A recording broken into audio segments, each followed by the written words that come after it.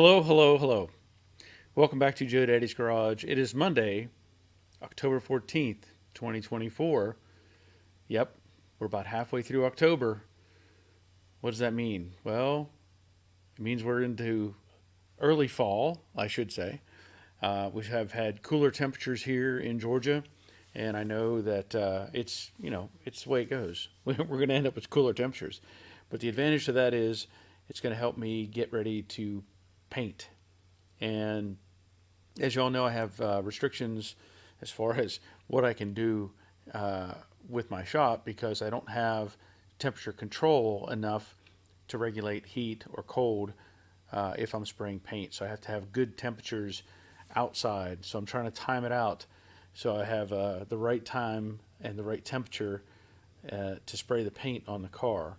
Now it's not ready yet, but as you know, many of you already know, I'm talking about the cover jet. Um, it's not ready yet. I still have prep work to do. As you can see behind me, there's the fenders and a few other pieces and parts.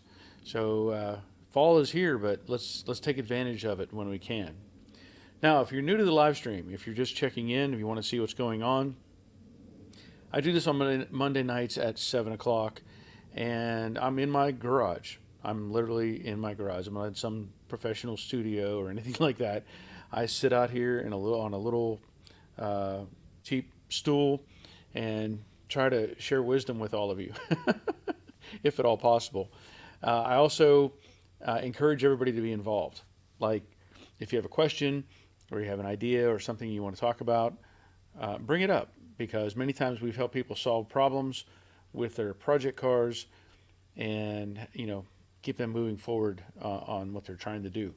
Now, my realm, my zone of classic or cars, in my opinion, at least what I'm comfortable with, is about 1955 up until 79, 80, somewhere around that range. I have worked on everything, almost just about any car in that time period. But I've also worked on newer stuff as well. But we don't tend to focus on that on this.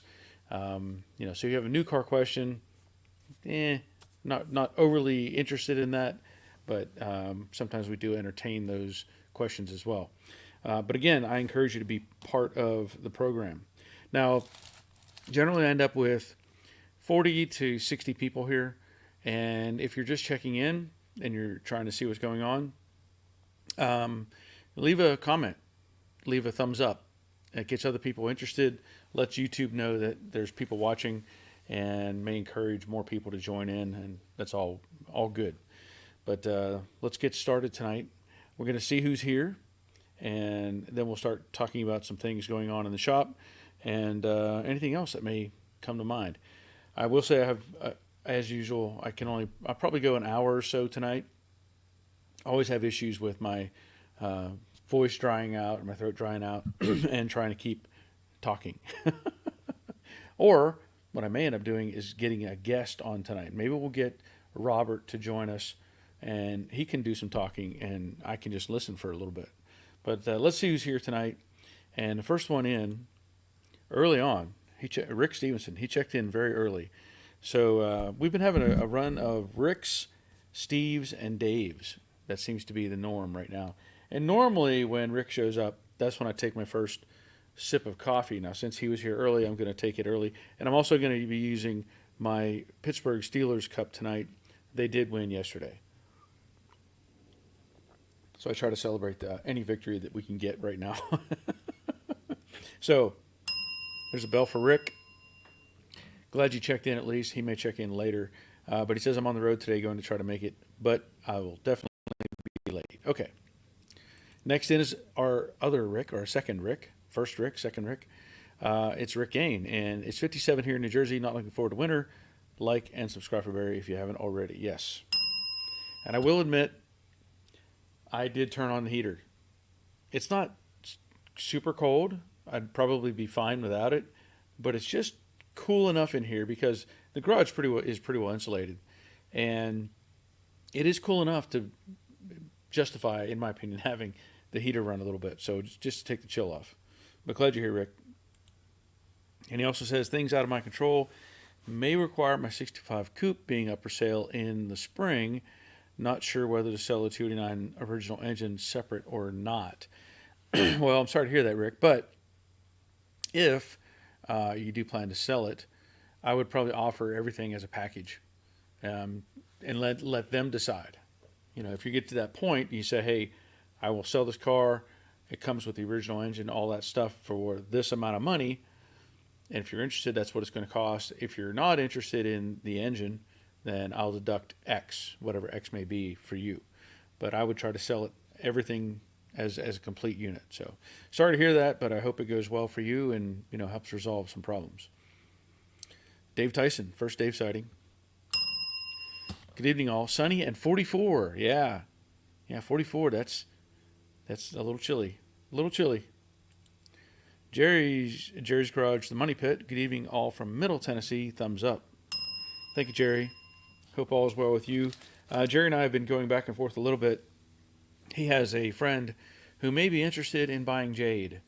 And if you don't know, Jade is the car that's in the thumbnail, in tonight's thumbnail for the live stream. I'm ready to sell it. I'm ready to sell that car.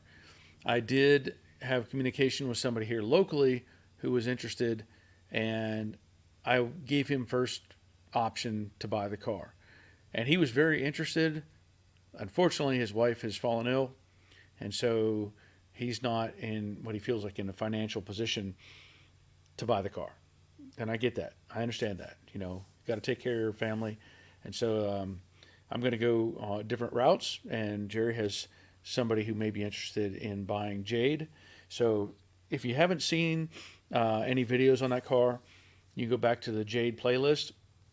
I looked the other day. I think combined now, there's like 150 videos on that car. And I'll tell you this. When I bought that car in 2013, I think it was 2013, and initially it was offered to me. It wasn't even something I was looking for. That car was offered to me. Somebody bumped into me at a parts store, and I was driving the dune buggy at the time. And the guy was like, "Hey, you work on these, build old cars?" I'm like, "Yeah." He said, "I got a Mustang I want to sell." And I said, "Oh, okay." And that's how I ended up with Jade. I bought it from that gentleman. Now, if you look at the videos, you'll know that the car went through a complete transformation. Every bit of that car has been gone through. When I got the car and I started going through it, you look through whatever pieces and parts are there. You look through anything that's in the car. And I found in the, I probably still have it here. Inside the car was this folder.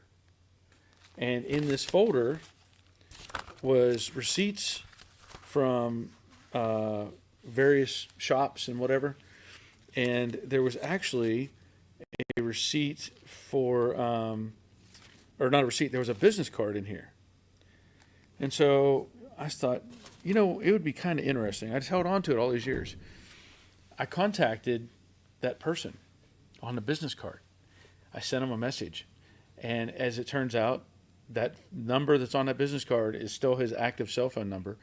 And he owned that car. He owned Jade. I think this is just cool. I'm just going to jump into this because I'm excited to talk about it. He let me know that he bought that car in 1989, and he owned it up until 2006. And then whatever happened, he sold it to somebody else, and whatever they did to it, they didn't, I guess maybe didn't fix it up, or however it was when I got it. But he owned it for 17 years, and he drove it when he was a junior in high school. And I thought that was pretty cool. He said that was his primary car for like 7 years. Drove that car until he bought something else, and he got married and all these different things.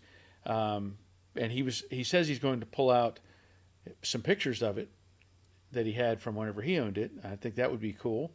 He knew it had a black vinyl top on it, and that it had when I got it, didn't have the correct hood. I put the right hood on it with the vented louvers. He said it had those, and It also had an 8-track player, and he said he used to listen to Steve Miller Band all the time on that 8-track player.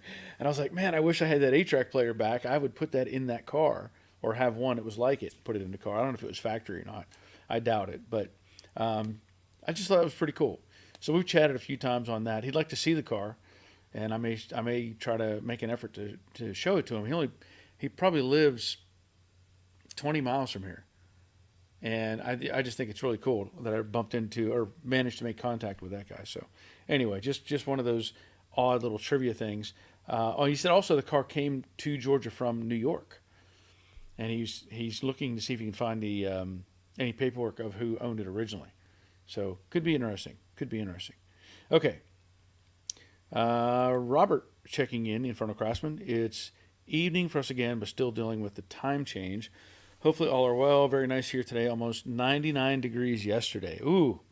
And Robert just got back from Greece a few days ago. So he had a good trip from what I understand. That's all good. Terry Keithley is checking in. Good evening all in Barry. 29 for a low tomorrow night. Burr, please hit thumbs up and like for Barry. Yes. Whoa, 29. You better... Betty's going to have to pile on the extra cats, right? Stay warm. Steve Reed. Hello, Barry and everyone. Hope everything is going great. And he says weather change here, mid-60s to mid-50s in 2 nights this week. Going to be in the mid-30s. And I think Steve is in Paducah, Kentucky, if I remember correctly. Troy Justit. Hello, all, or hey, all. The MCA had their annual event in Savannah this weekend. Me and my son went to it, and I have never seen that many Mustangs in one place. They were from all over. And he says, many lacked Barry's attention to detail. And that's unfortunate. That is unfortunate. I have some pictures that Troy has sent me. I'm going to pop some of those up just to show you what he's talking about. And this was the exhibit hall at the event. I didn't know they were even there or going to be there. Not that I know if I could have made it or not, but it would have been fun to go. So there's the exhibit hall. He sent me this. He says it's a 70 Boss 428. Those always had the neat hood scoop on them, as opposed to the regular style or the shaker hood. Also, he sent me this 69 Mach 1, Acapulco blue, white interior, and that's a 428, by the way. I think it was a 428 car, I think. It's got the shaker hood anyway. So I'm going to assume it's a 428 car. And then this Gulfstream Aqua 69 Mach 1. That's pretty sharp. So, thank you, Troy. Appreciate that. Always nice to see stuff like that. Roger. Hindsight 6'7". Greetings from next door. Glad you're here, Roger. And Richard Vogel. Good evening, Barry. Good evening, Richard. Oh, and I should point out, if you haven't already noticed, the 70 Mach 1. It's no longer here. It's now in Florida. Yep. It's in Florida.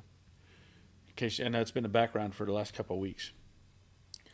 David, the bowler hat guy. Good evening, Barry. Hello, all. Hello, David. Glad you're here. Jack W. Good evening from a chilly New Jersey. Oh, glad you're here, Jack. Hope all is well. Bob Shoemaker. Evening off Oklahoma. Cooler high 60s, low 70s. With some 30s for Wednesday morning. Yeah, it's going to be chilly. I know that what was it? Let me check this real quick. Yeah, we're going to have 39 here on Thursday. 41 low, 39 low on Wednesday and Thursday. And then it's going to go back up into the 70s, regular temperatures throughout the week. So it's all good. It's all good. Piston Wrench Cycle. Good evening, Barry. Good evening, Piston Wrench. Glad you're here. We've communicated a couple times on some things. Simone is checking in. Hooked on Classic, sorry. Good evening, Barry and Chad. And Simone is here from the UK. So glad you're here, Simone. I know it's late for you. Rusty's Restoration. Hello, Barry and all. I was out of town last week, but good to be back. Thumbs up all. Yes, thank you, Rusty. And Piston Wrench says it's 48 in Ohio today. Yeah, that's not. I don't envy that. I don't like cold weather. Midlife Crisis Garage. How do I get motivated to restart on 67 after putting on a hold for 4 years after 2 kids? How do I get motivated to restart on the 67? Well, that's a good question. I guess without knowing the history of the car, or how long you've had it, or what your goals are, or any of that sort of thing, I don't have an easy answer for you. wait till your kids are teenagers and want nothing to do with you, and then you'll go out in the garage and be happy. Yeah, it's it's tough to get. Sometimes it's tough to be motivated. I know for me, I probably spend more time in the garage than anywhere. Now, granted, I'm married and we have no kids at home, and my wife is happy that I'm not in the house. So that's all I can tell you for sure.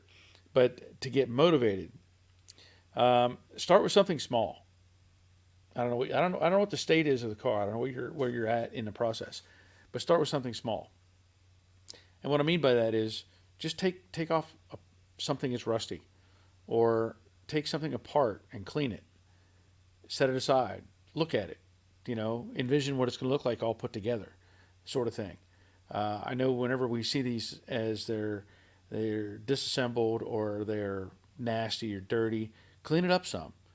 I don't know the status of it, but try to clean something up, and just see, get that spark going.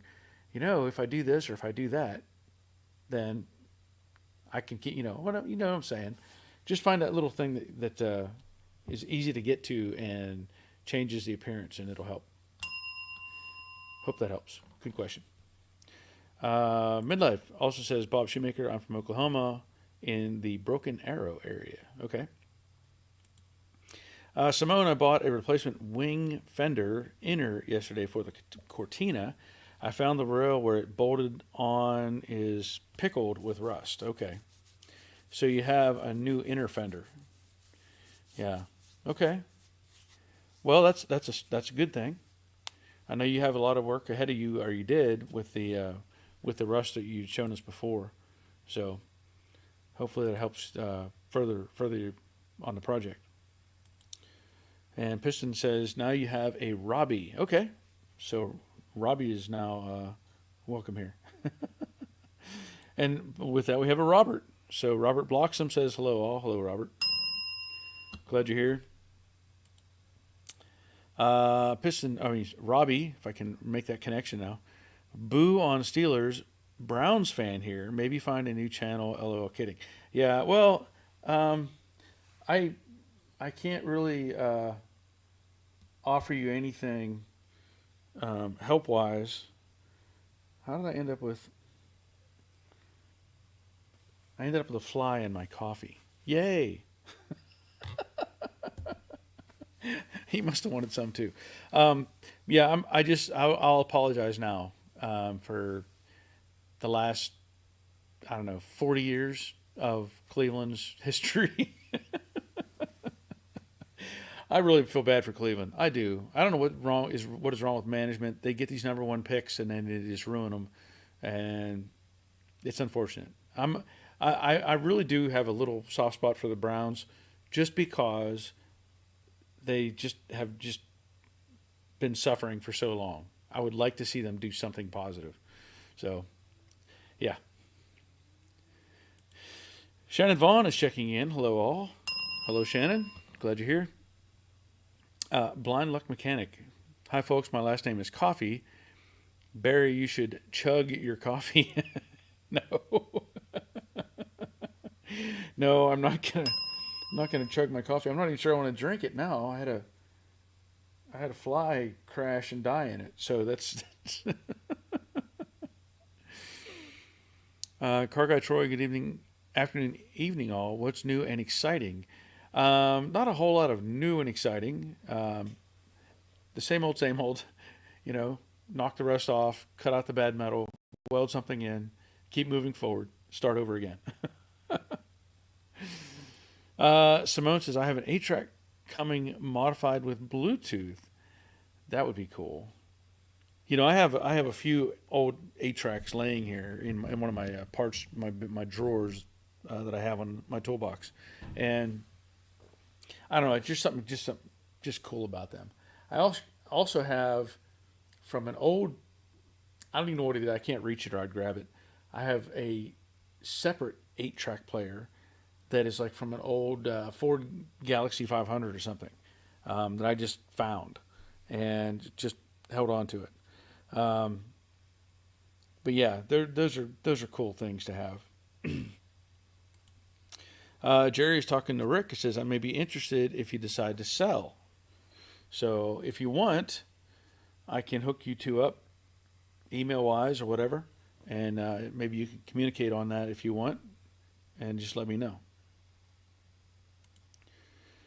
Simone Barry, are there modifications people do to the Mustang 2 to improve it? I heard it is not a loved model. I'll say yes, there are things that people do to improve those cars, and you're correct.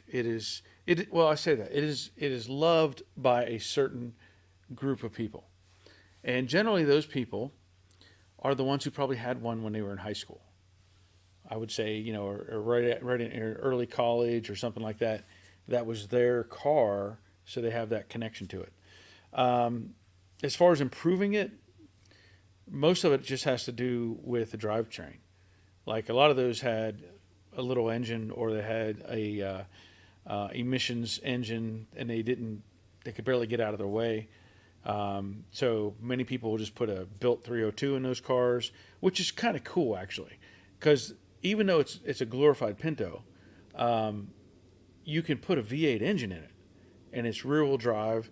So there is that cool aspect of it from that standpoint. But for the most part, they're not sought after much from certain brackets of the Mustang family. So you have a big group of people that love the 65 to 70 cars. And then you have a little bracket of people that love the 71 to 73s. And then the 74 to, what is it, 78, I think. That kind of has its own little following. Now, I will say I've seen some really sharp cars at cruise-ins. You know, there's a club that'll have like 3 or 4 or 5 of them, and they show up and they're cool. They sound cool. They're painted nice. I got no problem with them, but most people just aren't looking for those. Just kind of how it is. But that was a good question. Michael Pagliarini, evening all. Went to the last car cruise of the season Sunday. 100 plus cars, and not one Mustang. Whoa. Well, that's disappointing. Speaking of which, the last cruise, our local cruise, is this Saturday. So I'm going to try to take Jade to that cruise. At least get one in. Steve Reed, I went to a car show Saturday. There was 2 69 428 Cobra Jet Mustangs there. Oh, that's cool. That's cool. You don't see them very often at a cruise. Black GTX, hello from Minnesota. Hello, GTX. Glad you're here. Robbie says thanks for the insight on a Mustang. I appreciate it. Yes. Yeah, I want to, like you said, I want to make sure you don't get too far ahead or behind, in the process, and so it turns out right. Because anytime I see a car being worked on, like I had somebody message me the other day. They actually sent me an email and some pictures.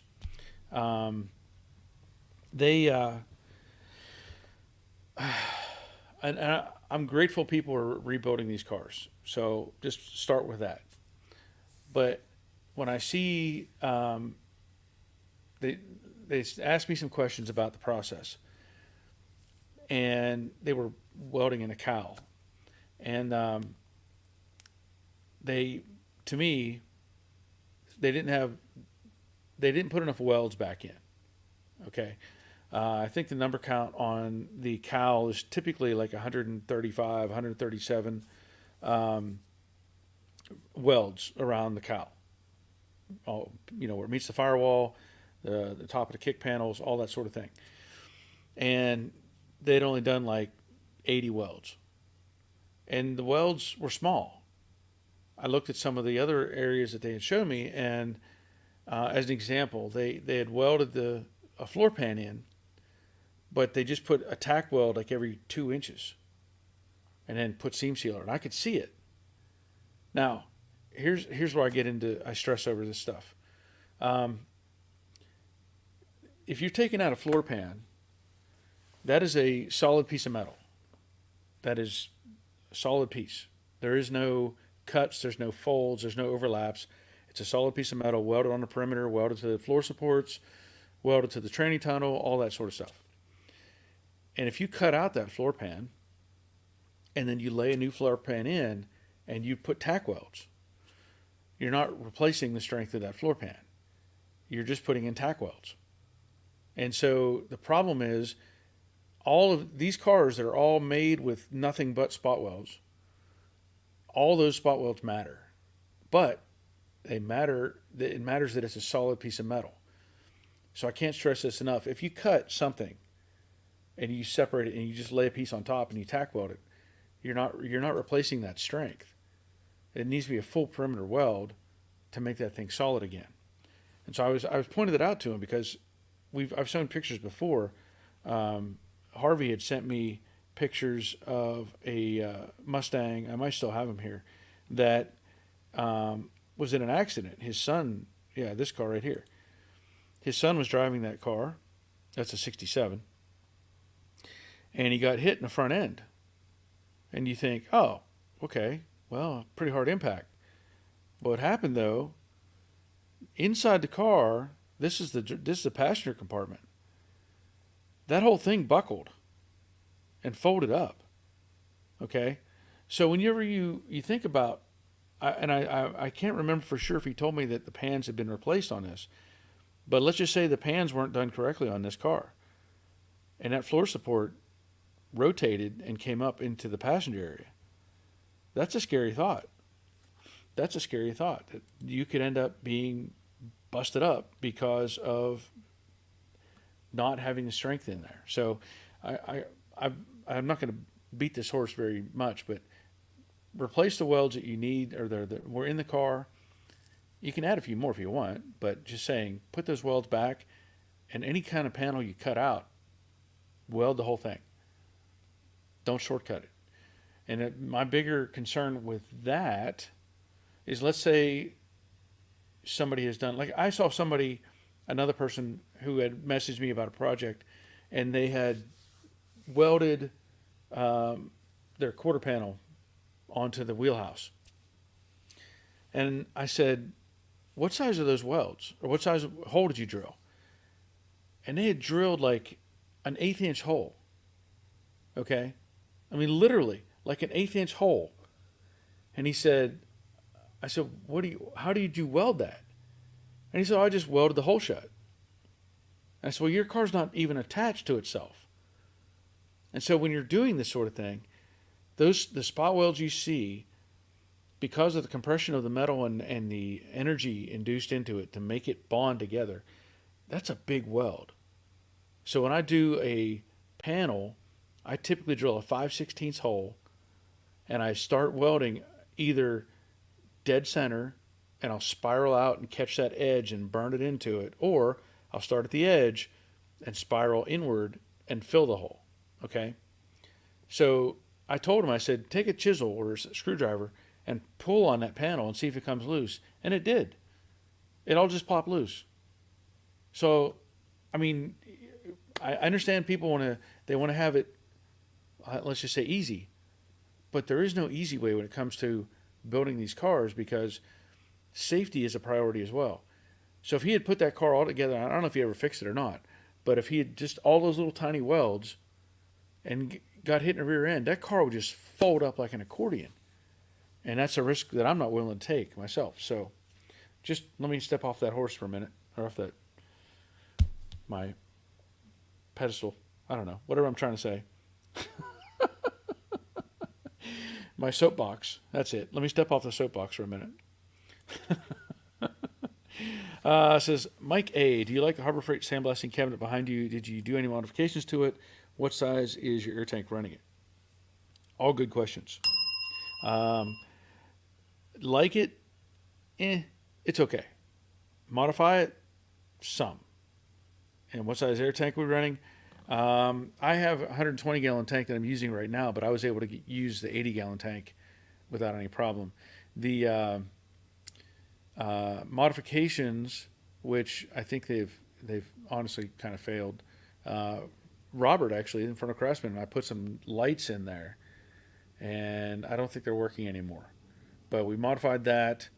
I know that there's things you can do to help seal it up a little better. The biggest thing that I found with this cabinet was putting a vacuum on it and just sucking out the dust while you're running it, and that made a world of difference. Having light in there is huge. Know that the design is so simple because all it has is a suction tube, and it just pulls air's blowing out a nozzle, and it sucks up the grain, and it blows out the nozzle with it. So it can accumulate stuff in it and may cause it to not blast. Is it something I want to use all day? Never. Is it something I'm comfortable using for like an hour? Sure. It does a good job. It really does. But just sometimes you got to fight with the pickup tube, make sure it's not clogged up, and sometimes you have to blow air back through the hose to clear out the tube and then start over again.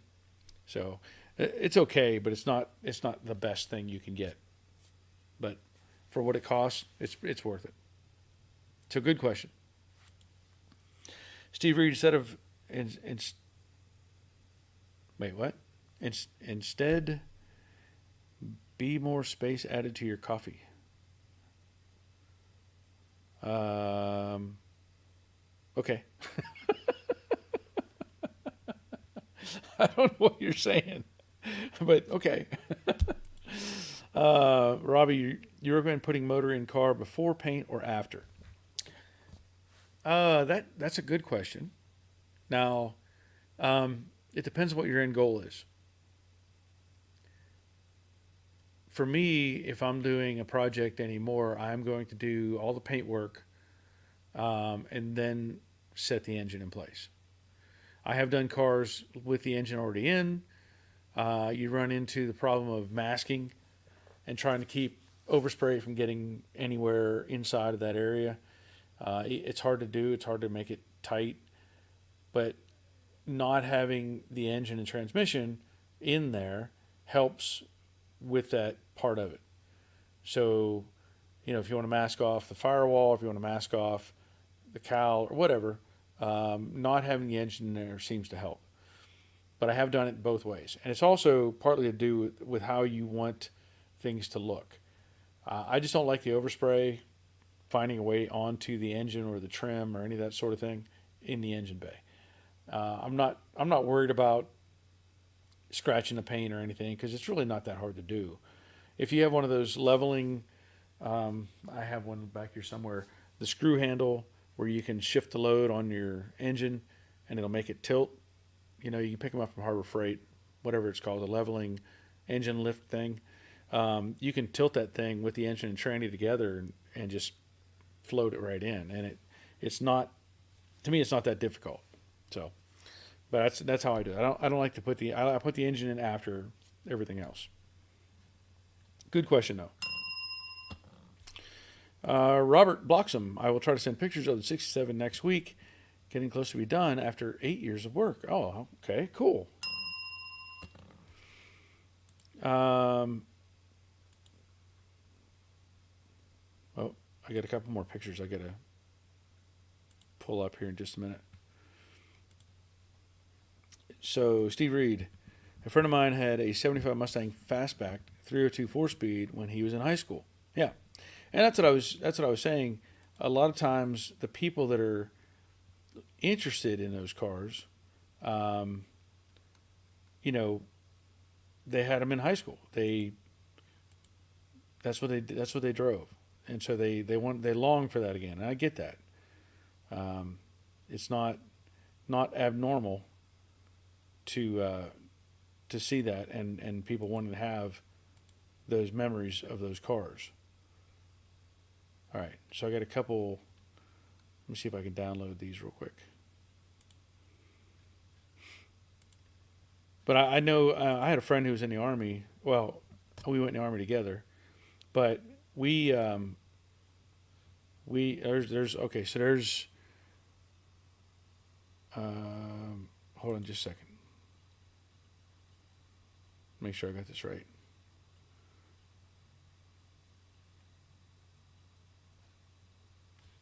Hold on. Oh, this is from Russ.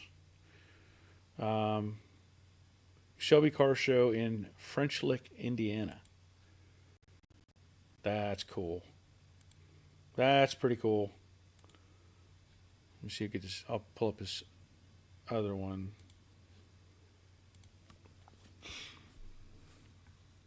I mean, those cars do look cool. There's another picture. Yeah. That would be cool to see. But I do like that. I like that a lot. Okay, let's get back to Steve Reed. Oh, and so a friend of mine in high school, he had I don't know if it was a Cobra. You know, they threw the name on there, Cobra and Shelby, even on those cars, and it would scoot pretty good. It would scoot pretty good, but I don't have much interest in them. Simone, thank you. Very interesting insight to the the Mark II. I think she means the Mustang II. But yeah,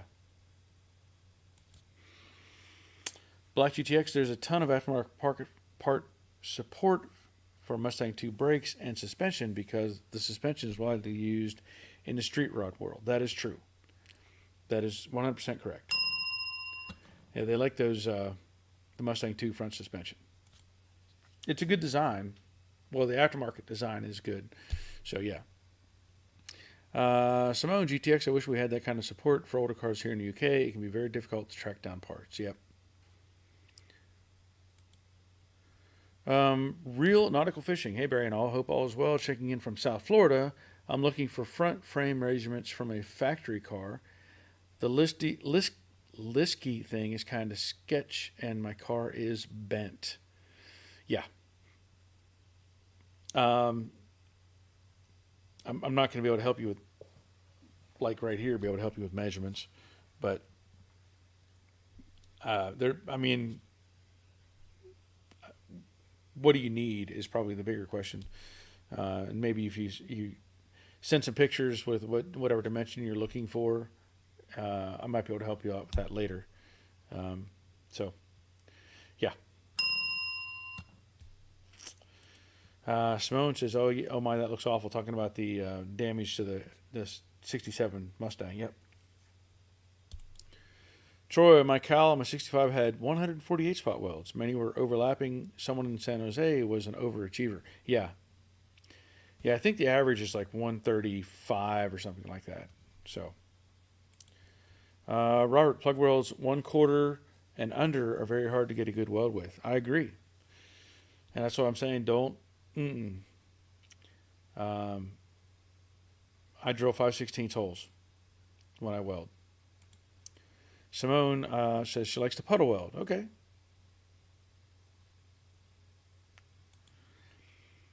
Robert, the fine dust and abrasive is hard on the lights. Yeah, for the blaster. Yeah. CJ Hoyt. Hi, Barry. You're not kicking a dead horse. Love it. Yes, on needing to do the right weld. Thank you. Okay. Well, appreciate you. Glad you're here. Yeah, I mean, I think ultimately, and again, I'm not trying to climb back on the soapbox, but like we talk about things where somebody says, "Hey, um, should I put rust inhibitor inside of a door?" Right? Stuff like that. Or is the windshield going to leak? Or, you know, we need to add more primer because of this, or we need to do this, or we need to do that. And a lot of it is a preservation type thing. So these cars, again, built 50 some years ago, and they weren't designed to last 10 years. Let's just be honest. Now, over the course of time, these cars have been cut apart and welded back together and pieced up and whatever. So I see people getting more concerned with the cosmetic stuff. When I say the cosmetic, like preventing rust inside of something. Whenever ideally that car will never ever see the weather conditions that it saw before. So they'll get all bent out of shape about making sure all that stuff is intact. And I get that. That's fine. That's a detail. That's great. Take care of that. Make sure it's not going to rust again. But they'll overlook the safety aspects or the quality of the construction. If you don't do everything, if you're not worried about having enough spot welds or the correct spot welds or welding flanges together correctly and all that, if you're not worried about that, then don't worry about taking care of rust inhibitor. Don't even, it's not, that's totally secondary. It doesn't matter at all. Now, do I want to see these cars get hit and be in a wreck? No. But we see it. It happens. And people get hurt. The bigger problem I have with that overall is, I mean, I stress out over the stuff that I put together here because, for one, I want to make sure people are seeing what I'm doing and that I'm doing it correctly. But if somebody else is taking shortcuts and piecing together a car using panel bond to hold a cowl together, or skipping every other spot weld so they don't have to grind them down, right? Or putting in tiny welds so that they don't have to grind them down and have to worry about the cosmetic problem later. And then they get that car finished and they sell it to somebody. The way I look at it is if they did that work and that person gets in an accident and they didn't do it correctly, they're liable. I don't want to take that chance. I don't even want to consider that something I did affected the life of somebody else. By chance that car gets in a wreck or whatever. And people will buy these cars. We see it all the time. They buy a car that's all shiny and pretty and, woohoo, I got my dream car. Only to find out later that it's just Bondo and chicken wire, So, back off this. I got to get off the box. Black GTX, excellent commentary on welding replacement panels. Thank you. Appreciate that. Steve Reed saying spice in the coffee. Okay, now I get it. The fly added some more spice to the coffee. Car Guy Troy, 5/16 minimum hole is what I was told for plug welds when I was learning. 3/8 in some cases. 1.5 to 2 inches apart generally seems to be what the factory did. A couple extras doesn't hurt anyone. Correct. And in some cases you can't do a 3/8 hole, or a 5/16 hole.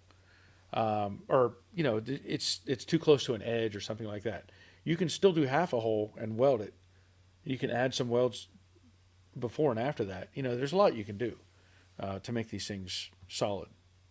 It's just not worth the risk. Simone, I want to repaint my engine bay, but I don't have the room or tools for that. And she says engine removal, that is. Yeah, that's always a challenge.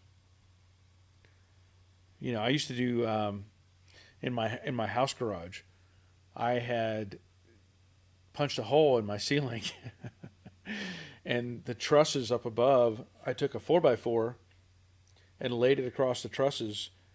So I used 3 trusses. I think it was 3 trusses, at least 2. And I dropped a chain through the ceiling around that 4x4. and I would pull engines out and work on cars in there. The chain's still hanging in there, by the way. Never took it out. Rusty sent a few pics from a Shelby car this last weekend. A lot of nice cars. There were 4, 5, 69 Boss 429s. Yes, I popped those up a little too soon, but yeah, just beautiful car. I always got a kick at them extending the front end. It kind of just gives that car a sleeker look, almost like a speed racer kind of feel to it. Travis, hey all, good evening. Working hard at my job, so won't be able to watch. Okay. Well, I'm glad you checked in. Travis is also my #1 patron. Thank you, sir. But I'm glad you checked in. The Dutchman's Woodshack. Hey, everyone. Hello, Dutchman. Glad you're here. Black GTX dimensions can usually be found in a factory service manual. Yes, and I know what he's talking about, the list key drawing. That thing's been around, and some people, well, a lot of people say it's not worth having, or it's not, the measurements aren't correct. And I get that. But if a service manual should give you those measurements. You're right. But you need to look up one of those, see if you can find one. C&J, it all starts with good bones. Don't skimp on things, especially welds. Yes. Yeah, pretty important. And Simone, thanks, Barry. Almost 1 a.m. here, so I'm off to sleep now. Night, everyone. All right. Glad you're here, Simone. Yeah, now, everybody, I think, knows the status right now of the Cobra Jet, that I'm getting it closer and closer to paint. And I'm looking forward to getting some color on it. I know that I still have to go buy the paint, to make it happen. But I'm trying to decide on whether I'm going to use PPG or not. I know that the prices have gone up. I found that there is a Sherwin-Williams store not too awful far away from me, and so I may go check into them as well.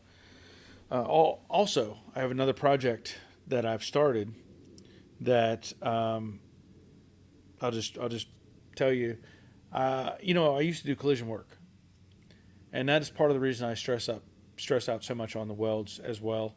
Because owning a business and doing collision type work, the rules or the law says if you remove 27 spot welds on a car in this location, you have to put back 27 spot welds in a car in that location, same place, not 28, not 26, 27, by law. Because if you don't, and again, if that car were to get into an accident and that person was injured or whatever, the way the lawyer system works, they'll come after you and say, well, you did not put all 27 welds back in there, so this is your fault, and you're going to pay all the bills. That's how it works. So you have to be careful with that and make sure that you're covering all the bases. But yeah, that's just kind of one of those things that, as an aircraft mechanic too, those things stick with you, those little tidbits. So, Troy, I see you, Robert. How are the 69 fenders coming along since I can see them in the background? Well, there's still a lot of little dents and things.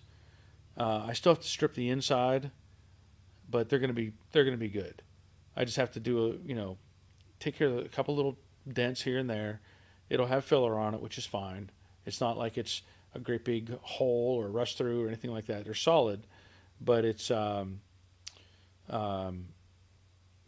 just going to take some time to get those smoothed out. Those are probably going to take more time than the rest of the car, to be honest, because there's all those little dents and dings and the fenders. I mean, once a quarter's on a car, you're pretty much done. But the fender, there's all kinds of variables on that fender. pieces bolted on and all that sort of thing. So they're coming along though. And Richard, how was your friend's Toyota body repair job doing? Yeah, that's what I was going to mention. Some friends of mine, they, and I mentioned this in a Patreon video. A lot of my friends know that what I do, and they know that I used to have a body shop and all that sort of thing. And so sometimes I get requests, and many times I don't have time to help somebody, or I won't be able to help somebody. But this friend of ours, they have some daughters, and one of their daughters wrecked their Toyota, and the body shop wanted the insurance company wanted to total it, like sight unseen, just total it, just because, and it got hit in the right front. Anyway, they wanted to total it, so they came to me and said, "Hey, can you help us out?" And I said, "Well, okay." Again, I really generally don't do that sort of stuff anymore, unless there's a big open time where I have something and it just happens to pop in. But I am going to take on that project. I've already started on it, and there's no frame damage, which is good. It's pretty much cosmetic. I'll have to repair the hood, replace the fender, replace the bumper cover, both headlights, some brackets, and reshape some inner structure, minor stuff, nothing structural. But yeah, I'll be working on that. Parts are going to be here in the next few days, and then that's something else that I'll have to go buy some paint for. See if I can get it in the paint booth, or get the pieces in the paint booth. So, thank you, Richard. And one more question, and we're going to bring Robert on. 67 Mustang Coupe Restoration. When painting fenders, what do you use on the inside? Undercoating or some other type of stone guard? That's a good question. Typically, once I get the inside done, and like on these fenders, I'm not going to be painting the inside. I will strip off all the rust, treat it. I will spray it with epoxy. I'm not going to, they wouldn't have had paint. They would, if they had basically had primer in there. So this will end up with epoxy on the inside, and then I may spray it with rubberized undercoating just to help with that. It helps deaden the sounds, and it'll also help with some light, gravel and stuff like that. But really, that's all you really need. Most people aren't going to be driving these cars down a road that's going to have gravel on it anyway. But yeah, that's a good question. But that's pretty much what I would do. Epoxy it, and then put in some rubberized undercoating after everything else is in place. Okay, let's see what Robert's up to. He's out in his garage and he's not sweating. I actually have the door open right now. Oh wow! Yeah, it was like 99 yesterday. It was like only 80 something today. Yeah. Tomorrow's gonna be like 96 again, and then but Wednesday we're supposed to like 40s for the low on Wednesday night or something. Yeah. Where you're at? Yeah. Wow, that's pretty cool. It's just going up and down, up and down. Yeah. Yeah. That's pretty cool. So what did I miss the last 2 weeks? The last 2 weeks? I missed 2 hurricanes, I know. Yeah, you missed 2 hurricanes. All right, we'll see you, Robbie. Robbie's checking out. Okay. Yeah, 2 hurricanes and a bunch of political junk. The usual. The usual. Yeah, I try to watch some of the stuff on some of the hurricane stuff, but so many of the websites, when you go to the news thing, it's blocked because you're not in the U.S. Oh yeah. So a lot of you were in Greece for how long? Was it about 10 days, something like that? 10 days, yeah. So your access to the internet was limited, is what you're saying? Well, no, okay, for anybody that wants to travel and you want to use your phone, get T-Mobile. Yeah. Just be done with it. Get T-Mobile, because that's it. If you travel, that's the only phone service you want. Okay. It just is, because it was like when we go to Greece, I've got 5 gigs of high-speed data when we're there, which is more than enough to do everything in it, just like I'm at home. But yeah, I mean, it's I can do all that, and we've got Wi-Fi and everything. But the problem is, it's like when you go through a news article, it's like, oh, you want to read it, you click on it, and oh, they block you. They block it because you're not because they don't want to do the EU rules on their website stuff. So Gotcha. we're just going to block it entirely. Yeah. Yeah. You're out of the country. You can't see this. Yeah, it's like, yeah, we don't want to deal with all the rules and regulations, so we just, yeah, it's not accessible. Okay. Yeah. So what's the status on the Mustang? Ah, I started working on it before the trip, Yeah. and then I decided I picked her up from the airport. Her bag was in the back of the cart, and I decided to reach because we're way back in. I reached way out over here, way out, and did this, and then picked her bag up, and yeah, my back was hurting pretty bad for a couple of weeks there. So at Yeah. that point, I was like, okay, I'm not doing anything because it's Yeah. like we're getting ready to go on vacation. I didn't want to do it. I didn't want to do anything to mess with that at that point. Okay. But before that, ow, we got the rear valance is on there. It's pretty much exactly where I want it to be. Right. It's still far nicer than what I see anywhere else on the joints there. And then I started working up, moving my way up, getting the doors, getting the doors back on there, get them aligned, make sure I'm happy with them. I'm actually going to change the curve on the doors a little bit. The curve on the back side of the door is a little off. It's just not quite right. So I'm going to have to sit there and tweak that a little bit. But When you say the curve, are you talking about from inner to out, or the front to the fender? at the quarter to door edge. Okay, so where it meets the quarter. It's just a little, not much, Right. but it's enough that it is bothering me. So I've got to straighten So that up. are you thinking you're just going to try to hammer and dolly it a little bit, Yeah. or are you going to? Yeah, just I mean, very little. I mean, we're talking very little here. Okay. So it's not enough that it's going to be a hassle and end up, having effects down the line kind of thing. Right. And other than that, it's the usual, fill in on the fender edges where it kind of goes down and then does this little thing, and it doesn't matter which one you buy, they all do that. And the door edge at the top has got a big, here's the quarter, and then here's the door edge is kind of like that. So unfortunately, I do not have a argon tank, because if I had an argon tank, I just use a TIG and just, that would be perfect for adding little dollops on there.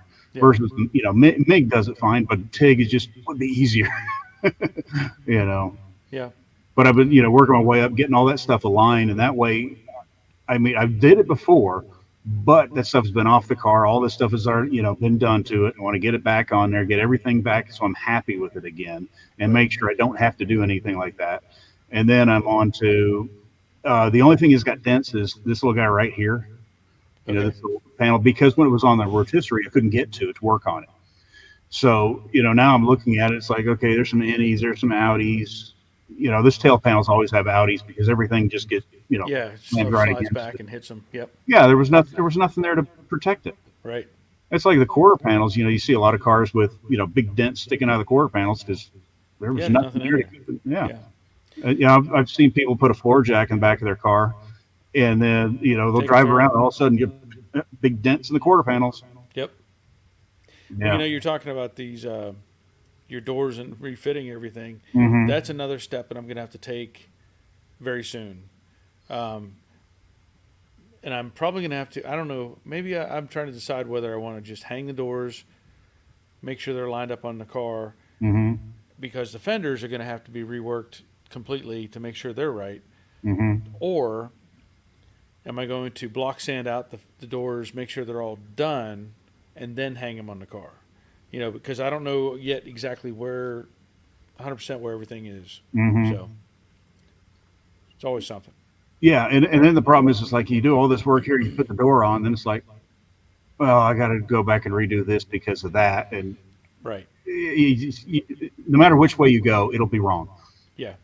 Well, the advantage I'm going to have, I feel like I need to verify some things, but on the 69, the whole door is covered by a door panel, as opposed to 65 and 6, 7 and 8, where it has a little card, as they call it, whatever. Yeah.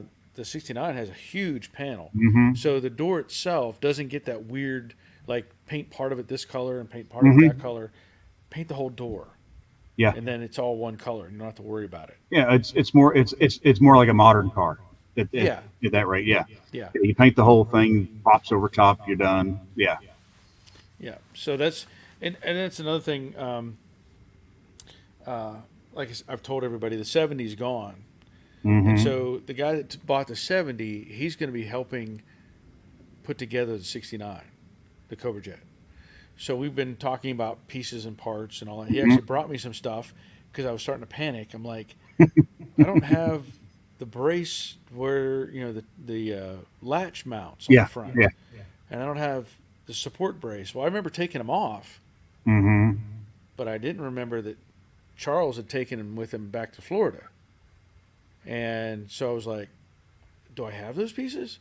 Yeah. Well, he showed up to get the '70, and he's like, oh, you probably need these. Started handing me stuff. And I'm like, oh, yeah, that's fantastic.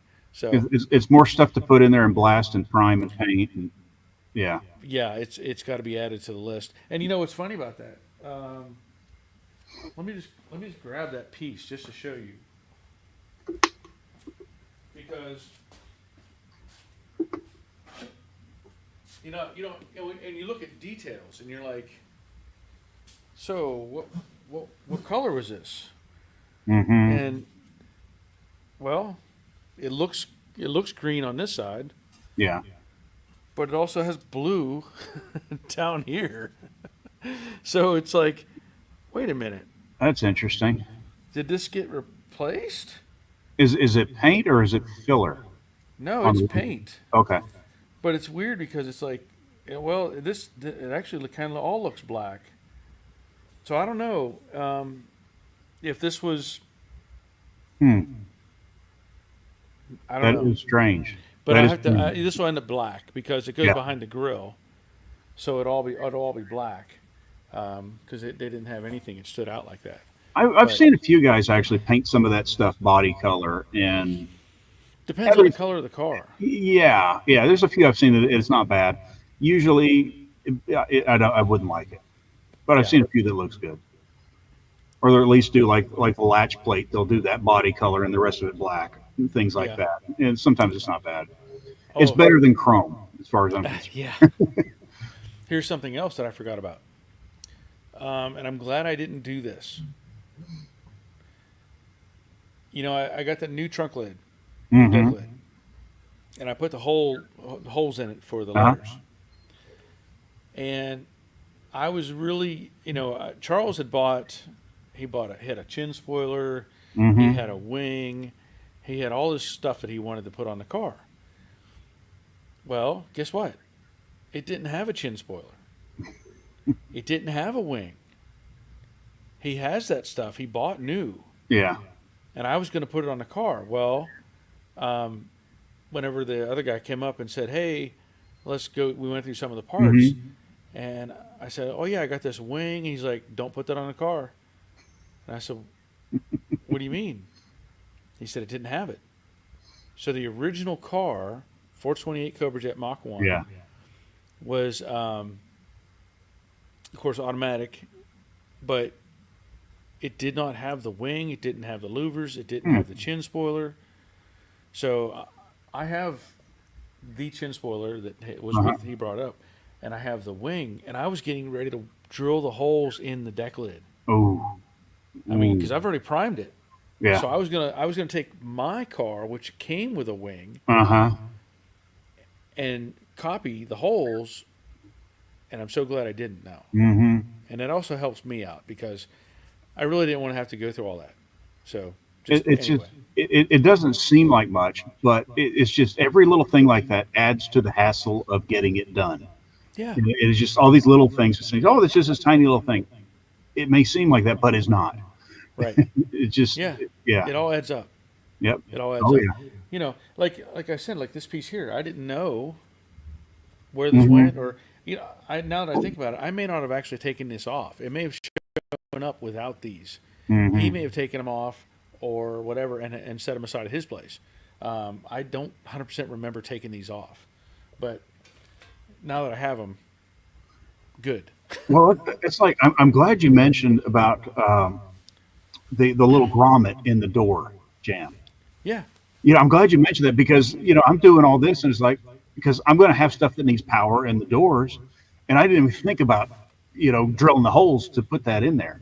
Right. I Yeah. didn't even cross my mind until you put the picture. It's like, oh yeah, I forgot about that. Yep. Yeah, and that's a pain to do if the car's assembled. I Yeah. You mean, need a 90 drill. I can do it, but Yeah. You need a 90 drill for that. yeah, Shannon said, I need one of those supports. Reproductions are not as correct. Yeah. Not surprised. yeah, Yeah. This one has the date codes on it and everything. So I know it's a good one.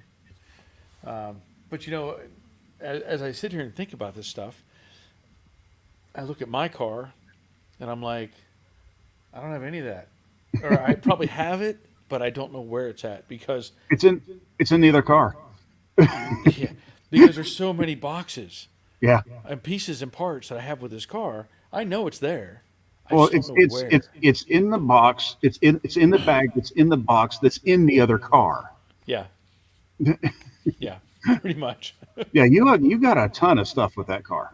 And as I'm looking this stuff over, I come to realize my car did not have the cutouts for the exhaust, Uh huh. and Charles's car actually did, and we're replacing his panel because it got rust. Hmm. But I'm like, my car is going to have one of those. Hmm. I'm going to put that panel. Shannon, add that to the list. Um, I'm going to add one of those panels to the my Mach 1. I want to have those cutouts. I think Yeah. they look cool. Oh yeah. There's always something though. Oh yeah. Yeah. Yeah. And if I had my phone, I was good. Well, I got it charging. I got a picture of one or two cool cars while I was over there in Greece. Yeah, I saw you had posted some. You There, shared with me. did I send you the Lancia? I think you did. Was it blue? Yeah. Yeah, Yeah. I think you did. Because it was like, well, I got two pictures and an interior picture. The interior was in great shape too. Yeah, It yeah, was like a funny is tan interior. we were driving through, and I happened to see it off to the right as we were coming into Aparanthos, and I saw it right there. It's like, well, that's cool. Yeah, And then a couple days later, we're back in the town, and we're walking from the hotel up to to do whatever. We're walking up, and these guys, I hear this construction going on up there. Working on a hotel or a house or something. I'm walking up, and I look up there, and it's parked right there. yeah, So yeah, I told her, it's like, I got to go get a couple pictures of this. yeah, But I mean, just a really good condition car. yeah, Just really cool to see. yeah. It's just something we don't get in our part of the world, No, and especially not that nice. no, no. I think there was something else I was going to ask you. Oh, your car. You had the hood that's on your car. Yeah, What was that hood? that is the dynacorn fiberglass with the metal bottom. Okay, Um, that's what I was trying to remember. Somebody was asking me the other day uh, about one of those hoods. no, Don't get that hood no, get a full fiberglass hood. if you're Don't. going. If you want the Shelby hood for the Yeah. 5.6 on these, I don't. I think from what I can tell, it looks like they're all the same hood. But it's a fiberglass top with the regular sheet metal bottom. Okay. Just go with a full fiberglass hood. There's a lot of really good ones out there. And if you do have issues with the full fiberglass one, that's easier to fix than this style of hood. Yeah, Okay. these just don't. It's going to require quite a bit of tweaking to make it fit. So, and like you're saying, if you had something happen to that hood, now you're not only busted the fiberglass, but you're bending the sheet metal. Yeah, but basically, it has like the standard inner structure Yeah. or close enough to it on the Yeah. bottom, but the top it's fiberglass, but it's technically not. It is, but it isn't. It's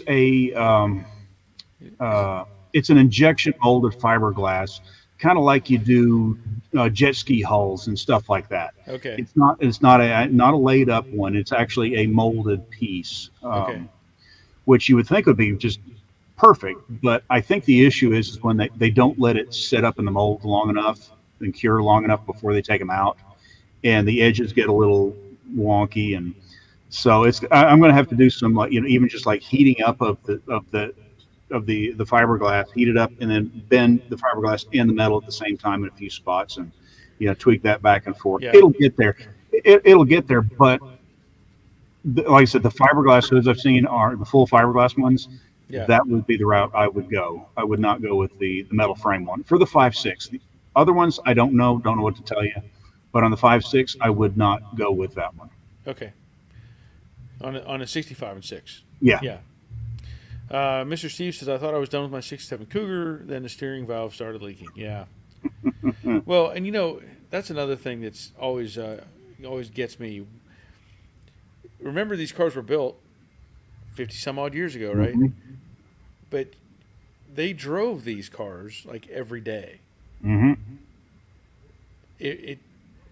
And now you buy these aftermarket parts and you put them on the car and they last a year, or Yep. they leak, or there's some other problem. Mm-hmm. But you look back at those old stuff that they had, and I know my dad's junkyard. We'd have cars from the 50s and 60s and 70s. Now, yeah, they were filthy. They were dirty Mm-hmm. under the hood and all that stuff. But if we pulled them down to the garage to work, pull something out of them or whatever, they weren't like leaking fluid everywhere. It wasn't Mm-hmm. like it was just a sieve. It was accumulation of little leaks that clogged Mm-hmm. up, whatever.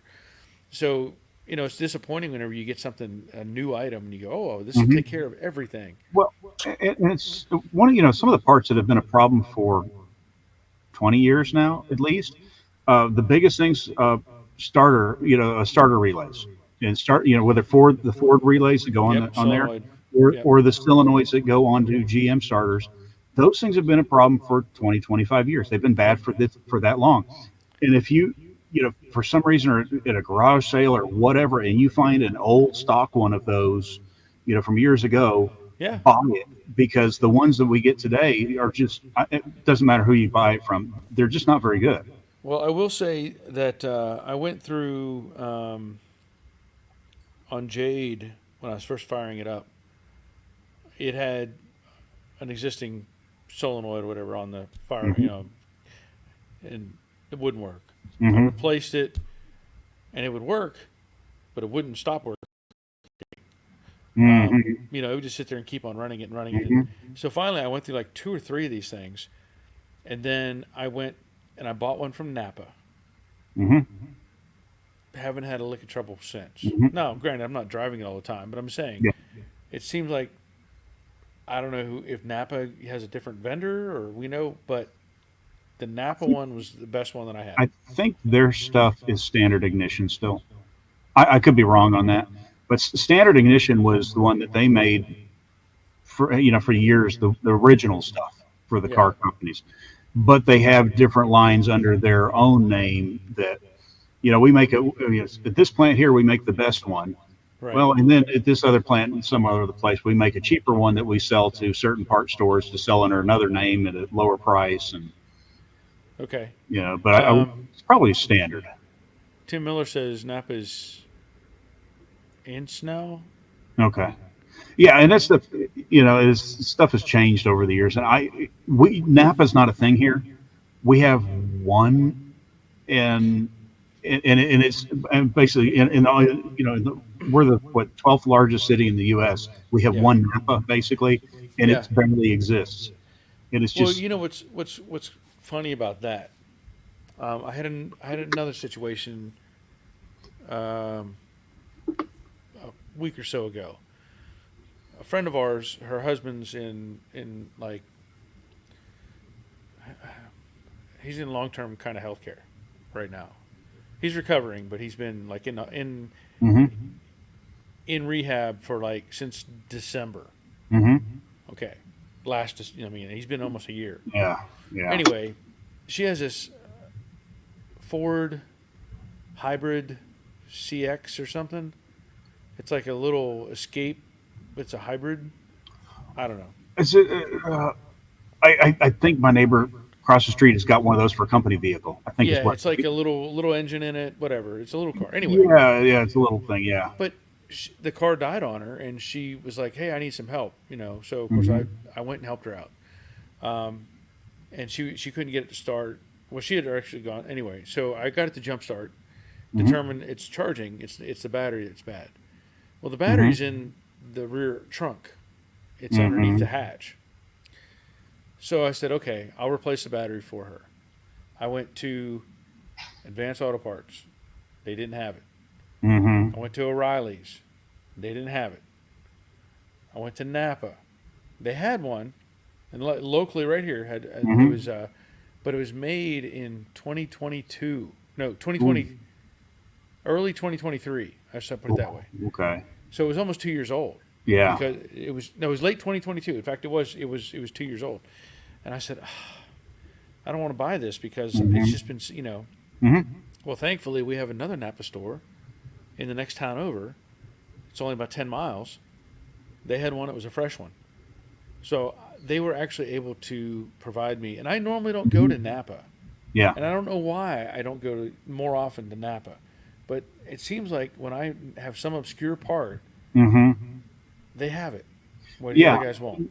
And in the past, I wouldn't go there for a lot of things because a lot of it was obscenely priced for a long time. Yeah. It doesn't seem to be the case. If I go on the website now, it's not the case anymore.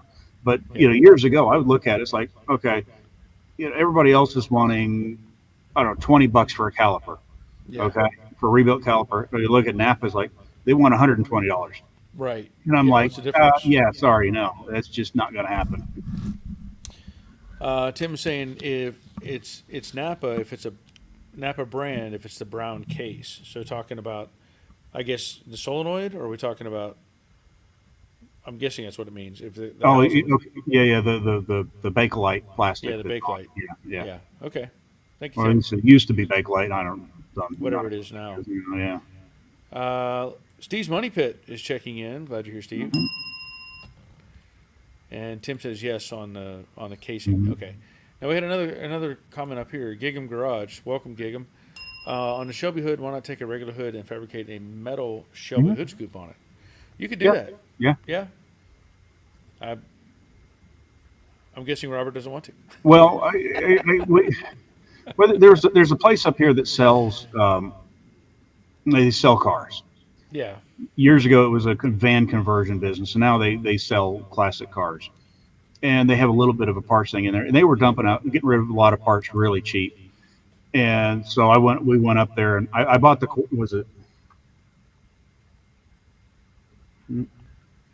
passenger side quarter panel. Yeah. Was like, I paid like $80 for it. Yeah. And perfect fit. Yeah. I mean, no complaints whatsoever. And they also had that hood in there, and they had some other stuff. And she saw the hood. We talked about it, and she was like, so she bought the hood. So. Oh. You can blame Jerry for that. Yeah. Well, okay. it will make for long videos of modifying it. Yeah, there you go. Which my video should get a little bit better with the new camera, though. Oh, that's right. You upgraded your camera. So yeah. That's good. Yeah, it doesn't overheat. I can let that thing run through a full battery at 4K, and it just runs right along. Well, it's funny. I finally made one video using the Insta360. When I was putting a primer on the car, I clamped that thing up on the beam as high as I could, and just when I edit it, I can make it go where I want it to. So that was pretty cool. That was nice to have that option. Is there a way to have it like track you? Yes. Okay. You can. It has a grid, but it's post edit. Oh. So whenever you go to edit, you put a little box on whatever you want it to follow, and then it just follows you around. Yeah, like the security camera things. Yeah. Yeah. So it's pretty cool. Okay, that's cool. But I will say that, but the camera, I bought the Insta Ace Pro is the one I got, and I recorded I don't do like you do on vacation where I record everything walking around. I'm not that person to do that. I feel uncomfortable doing that. but I got video at a few places and a few things, and a bunch of I just mounted it on a four wheeler. Yeah, I'm put on the four Yeah. wheeler drives because the drives are really scenic drives and fun, and and now I have that as Yeah. well. Even if I don't use it for anything, I have it. It's just Yeah. neat places to go, little beaches, and it's and like I said, I do offer a trip planning Guided and tours. service to Yeah. and yeah, I do offer that because trust me, if you watch the videos of driving around the islands, you're gonna understand why I say it's so much fun. Yeah. When you can go out 30-40 minutes going up and down through the mountains and gravel roads and don't go off the edge Yeah. and steep stuff, and then you go out and you're at a beach. It's like there's nobody else there. Yeah. It's just you. But which also Uh, means if you go off the cliff, it's just you. There's nobody oh else yeah. out There's no there. There's recovery from nobody that. looking for you. Yeah. I got another picture I'm going to pull up here in just a minute. So Steve was saying that the valve looks to be original valve on that rebuild, or original valve, but someone did a rebuild on it. So talking about the steering valve. Yeah, there's some black magic in those valves. It's a goofy system on those. Yeah. And there used to be a guy at the swap meet that would you could bring yours to him and he would exchange it or rebuild yours, and that's all he did. And I haven't seen Yeah. him in years. So I have a couple pictures here. I got to get to see if I can get this second one to upload. If I have enough space on my thing. Okay, so this is the GTX, and he sent me these pictures because he says here's a picture of it from. Let me pull down Steve's comment. 1982. Oh, So, cool. yeah, but yet here it is today. Yes. It looks better today, Ah, but it looks better today than it ever did. yeah, they never look like that. No. Oh man, I love it. The dog dish hubcaps. Mm-hmm. Oh yes, I know yeah, the hood just I like that hood. yeah. Because that's okay. That's okay. But man, oh, that car just looks mean. I love it. I I like the love it. stripe, and I like the stripes on the hood too. Yeah, I do like that. yeah. That's sharp. I will say I like the shape. For me personally, I like the shape of the '67 better, but it's just Mm-hmm. because I had one and I'm more Mm-hmm. attached to it. They're very nice. Thank you, GTX. Mm-hmm. It's really nice. Anthony Carver. I've been working on my Mustang at night, so I haven't been on here in a while. It officially looks like a '68 fastback now. Okay, Oh, well, nice. that's a plus. That's a plus. Jefferson, top dog. Hope all is well. Got clutch and pressure plate installed with top loader trans mated last weekend for 69 Q code. Still watching all your videos. Awesome, man. Getting lots of stuff done and still watching videos. No complaints. And GTX says thanks. Yeah, that car looks Yeah, that is a incredible. good looking car. I mean, let's take another look at that just because. Yeah, and I'm looking at the reflection on the roof there too. Yeah, That looks really good. yeah. And And black, and I like the wheels because it's understated at that point. well, and the back ones are pretty wide. Mm-hmm. Mm-hmm. Yeah, So, yeah, yeah, well done. Well done. yes, yes. Okay, I'm getting close to my limit. Uh, Yeah, and I'm about an hour away from the point where I'm going to just fall asleep anyway. We yeah, you're still on that weird scale. You're just yeah, trying to it's like recover.